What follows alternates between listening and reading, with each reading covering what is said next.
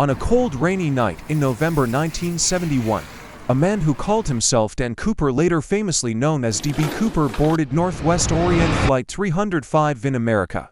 Looking completely normal in a black suit, tie, and sunglasses, carrying a briefcase and behaving so calmly that no one on the plane suspected anything unusual, that as soon as the aircraft took off and reached cruising altitude, he quietly handed a folded note to a flight attendant that simply said he had a bomb inside his briefcase, and when she opened it she reportedly saw wires and a threatening setup, which instantly turned a normal passenger flight into a high-risk hijacking situation.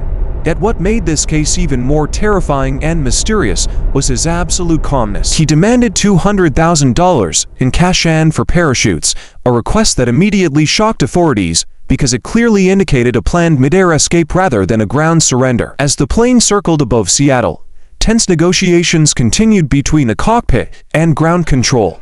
According to early FBI statements reported by American media, authorities decided to comply with all demands in order to protect passengers.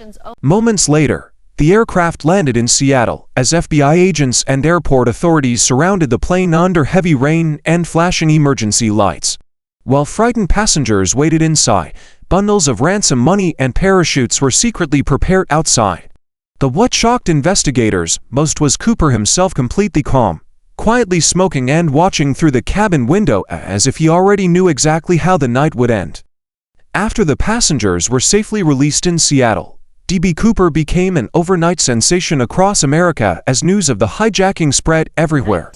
After receiving $200,000 and for parachutes, he ordered the plane back into the stormy skies over Washington, and somewhere above the forests near Ariel, he jumped into the darkness and vanished without a trace. Massive FBI searches across forests, rivers, and mountains, no solid evidence of him was ever found, except for a small amount of ransom money discovered years later near the Columbia River. Even today, the mystery remains unsolved. No one knows whether DBCooper survived or died that night.